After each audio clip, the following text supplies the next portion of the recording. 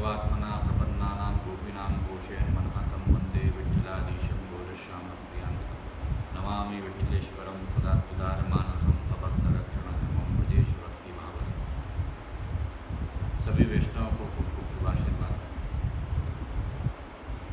इस लॉकडाउन के क्रम में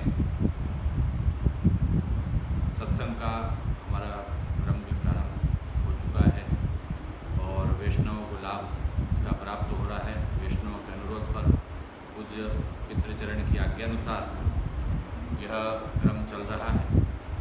वैष्णव सभी इसका श्रवण लाभ लें, सत्संग लाभ लें और सेवा के अंदर भाव भावना और सेवा की जो विधि है उसको भी सीखने का प्रयास करें।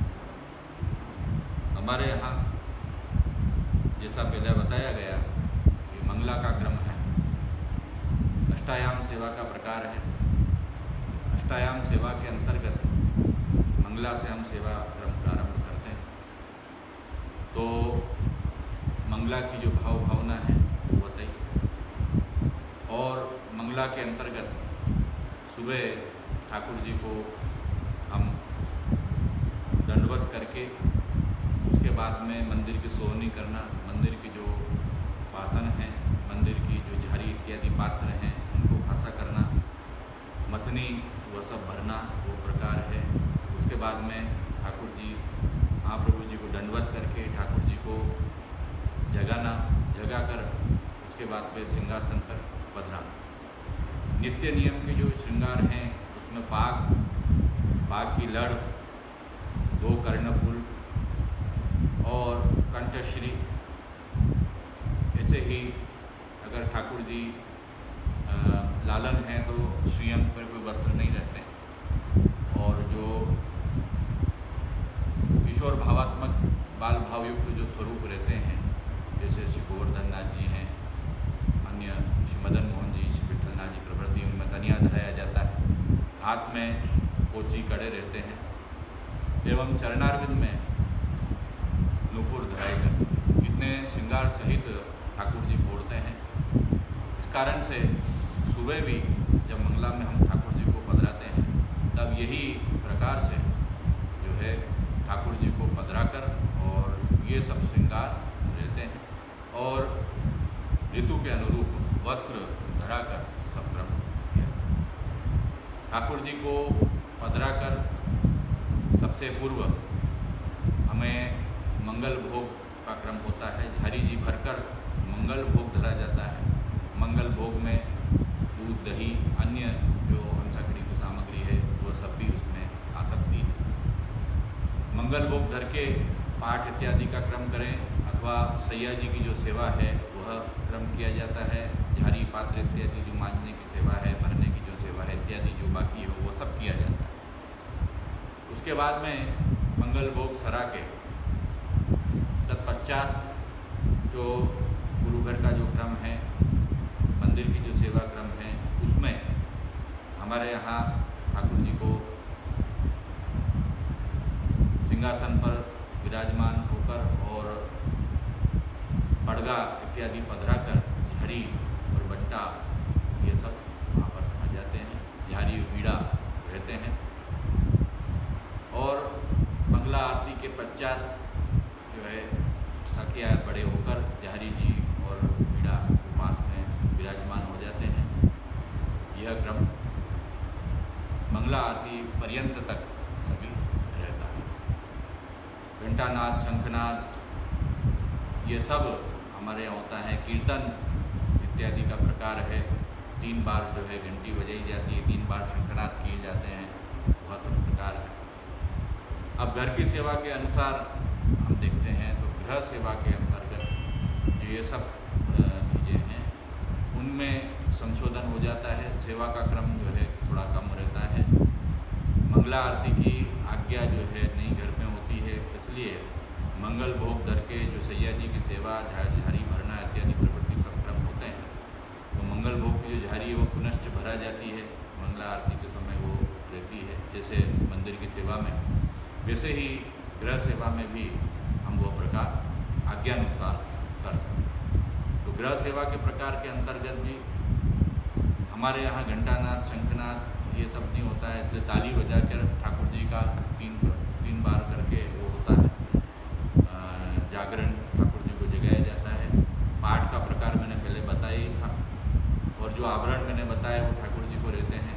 श्रीनाथ जी के चित्र जी की सेवा है, अन्य स्वरूपों की सेवा है, तो ये जो मिनिमम जो आभरण कम से कम जो है उतने रखे जाते हैं और सुविधानुसार अपने हिसाब से फिर आज्ञा लेके कम किया जा सकता है। झारी जी भर के पधराना, मंगल भोग करना, मंगल भोग में दूध की कटोरी, दही इत्यादि हम धर सकते हैं, सूखा मेवा भी धर सकते हैं समय लेकर। और उसके बाद में फिर ठाकुर जी के बीड़ा आते हैं नियम अनुसार भोग सरा के, तो वो बीड़ा और झारी जी वापस पुनश्च भरना, वो सब क्रम हम कर सकते हैं। फिर जैसे भी गुरु की आज्ञा हो उसके अनुसार करना चाहिए।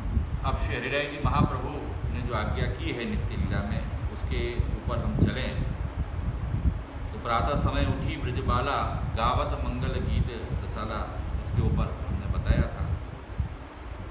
मथन करे मोहन जस गावे, सुमिर सुमिर हरि गुण सचु पावे, इसके अनुसार ठाकुर जी के गुणगान गाते हैं। अब मंगल भोग की जो तैयारी गोपीजन जो करते हैं उसके अनुसार क्या क्या वस्तु होती है। माखन मिश्री दयो मलाई, ओट्यो दूध कपूर मिलाई। ठाकुर जी के लिए मंगल भोग की जो सामग्री सिद्ध की जाती है उसमें माखन, ठाकुर जी जो है गोरस प्रिय है, ठाकुर जी को गाय प्रिय है, गोरस का जो तत्व है वो माखन परम प्रिय। माखन जो है उसके साथ में मिश्री माधुर्य का प्रतीक है वो होता है। दही मलाई ये सब जो है दूध से ही उत्पन्न होते हैं, रसात्मक हैं। ओट्यो दूध कपूर मिलाई, जो दूध को अधोटा किया जाता है, अधोटा अर्थात उसको उकाल के गाढ़ा करके अधोटा बनाकर उसके अंदर कपूर इत्यादि, केसर इत्यादि, मिश्री इत्यादि पधरा कर वो सुंदर ठाकुर जी के योग्य बनता है। वो सब सामग्री इन गोपीजनों ने सिद्ध की है, अपने अपने मनोरथ की सामग्री। और कछुक मनोरथ के पकवान, थार संजोवती सुंदर बान। तो जो गोपीजन हैं वो नंदालय में आने के लिए निकल रही है, और नंदालय में आने के पूर्व जो तैयारी उन्होंने की है, ठाकुर जी की सेवा के आने के पूर्व जो उन्होंने तैयारी करी उसका वर्णन है। कछुक मनोरथ के पकवान, अर्थात जो अंशकड़ी की सामग्री है वो मनोरथ की भी है, गोपीजनों की ठाकुर जी अंगीकार करें इस भावना से उन्होंने सुंदर भाव से दीनतापूर्वक प्रेम पूर्वक सिद्ध किया है। थार संजोवती, ऐसा नहीं है कि किसी भी प्रकार से सामग्री पधरा दी और लिया है, व्यवस्थित रूप से थाल को जमा कर, थाल में पधरा कर, थाल को ढाँक कर व्यवस्थित करके सुंदरता आवे इस प्रकार, क्योंकि ठाकुर जी हमारे यहाँ कला निधि हैं, कला के भी वो भोक्ता हैं। तो सुंदर से सुंदर वस्तु सुंदर प्रकार से ठाकुर जी को हमको अंगीकार करवानी, इसलिए सुंदर सुंदर वाणी बोलते हुए, स्तोत्र बोलते हुए, ठाकुर जी के स्वरूप गुणगान लीला का अनुसंधान करते हुए वो थाल को जिसके अंदर दूध गर्म सके वो सब सिद्ध करके लाती। नए वसन भूषण हरि लायक, ले जू चाली सुंदर सुखदायक। इसके अलावा ठाकुर जी सुंदर वस्तु सामग्री अरोगें और सुंदर वस्त्र धारण करें, इसलिए जो गोपीजन हैं वो अपने मनोरथ के अनुसार ठाकुर जी को जो रुचे, ठाकुर जी को जिसमें आनंद उत्पन्न हो, ऐसे सुंदर वसन, सुंदर सुंदर वस्त्र और सुंदर भूषण, सुंदर आभूषण, सुंदर श्रृंगार ये लेकर ठाकुर जी के लायक जो हैं, अर्थात जो योग्य वस्तु है वही ठाकुर जी को समर्पण करनी, अयोग्य वस्तु ठाकुर जी को समर्पण नहीं करनी। जली हुई वस्तु हो, बासी वस्तु हो, कि शाक सब्जी दूध इत्यादि के अंदर कुछ पड़ गया हो, कुछ खराब हो गई हो, तो ऐसी जो वस्तु है ठाकुर जी को समर्पित नहीं करनी। उत्तमोत्तम सर्वोत्तम वस्तु जो ठाकुर जी के लायक है ऐसी वस्तु ठाकुर जी को समर्पण करनी, क्योंकि वो पूर्ण पुरुषोत्तम हैं और रस के भोक्ता हैं, हमारे सर्वस्व हैं, उनके लिए सर्वस्व न्योछावर हो वो भी कम। ले जो चली सुंदर सुखदायक, इन सब जो आभूषण हैं, वस्त्र हैं, उनको भी लेकर ये गोपीजन ठाकुर जी के लायक जो वस्त्र हैं उनको लेकर थाल में सजाकर उनको भी लेकर चली, जो कि ये सुखदायक है, आनंद है, सुंदर है। इनकी अलौकिकता लौकिक नहीं है, अलौकिक है, अर्थात इनका भाव जो है वो लौकिक भाव नहीं, अलौकिक भाव है। अति ही सुरंग खिलौना लीने विविध मनोरथ मन में कीने। गोपीजन अपने मन में अनेक प्रकार के मनोरथ ठाकुर जी को किस प्रकार से लाड़ लड़ाएंगे, इससे जो आधुनिक भक्त हैं उनको भी बताया कि ठाकुर जी की सेवा के अंदर जाने के समय अनेक प्रकार से किस प्रकार ठाकुर जी प्रसन्न हों महाप्रभु जी की कहानी से, गुरु की कहानी से, उसके अनुरूप नई नई सामग्री, नए नए वस्त्र ठाकुर जी के लायक अपनी प्रणालिका के हिसाब से, मनोरथ के हिसाब से करके ठाकुर जी को अंगीकार कराना चाहिए। ठाकुर जी उससे प्रसन्न होते हैं। तो खिलौना अति ही सुरंग, खूब सुंदर खिलौना ले लेके वो आई कि ठाकुर जी को बाल भाव पूर्वक नंदालय में हम खिलाएंगे। उठे ग्वाल खिड़क को चाले अति आतुर गायन सो मिले। अब गाय जो है वो खिड़क में है, अर्थात गौशाला में है। गाय भी जो है ठाकुर जी के दर्शन के लिए लालायित है, अपने बछड़ों से मिलने के लिए लालायित है। ग्वाल बाल भी उनसे मिले, बहुत समय हो गया है, रात का पूरा समय बीत गया है, इसलिए ग्वाल बाल भी उठे, जागृत हुए और अपनी अपनी गायों को स्नेहपूर्वक लाड़ लड़ाने के लिए वो भी गौशाला में आते हैं और गौशाला में आकर गाय को लाड़ लड़ाते हैं। अति आतुर गायन सो मिले, गाय से मिलने की आतुरता, गाय है वो भी ब्रजभक्त का स्वरूप है। यह वेणुगीत में सिद्ध किया है, क्योंकि वेणुगीत जब गाया, जब गायों के आँखों में से भी अश्रु निकले हैं और बछड़ों ने भी अपने जो मुँह में जो भी दूध पी रहे थे वो छोड़ दिया है, गायों ने भी जो घास खा रही थी वो खाना छोड़ दिया। इसलिए सुधा का दान वेणुगीत में गायों में भी बताया है। इसलिए गाय का अलौकिक स्वरूप है, वो गाय ठाकुर जी को परम प्रिय है। ग्वाले हैं, गायों की याद आती है, ठाकुर जी को भी गायों की याद आती है, गायों को भी ग्वालों की याद आती है, ठाकुर जी की याद आती है। इसीलिए आतुर होकर वो खिड़क में गायों को मिलने के लिए जाते हैं।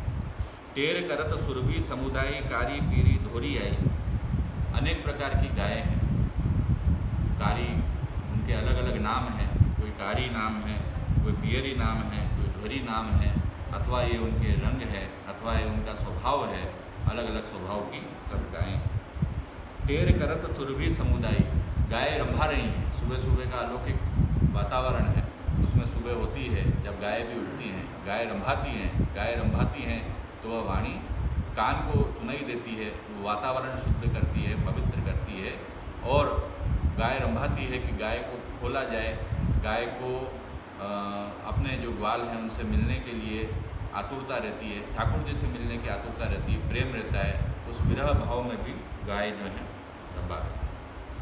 काजर धूमर और मजीठी सब गुण पूर्ण सबे अनूठी। ये जो गाय हैं ये लौकिक गाय नहीं है।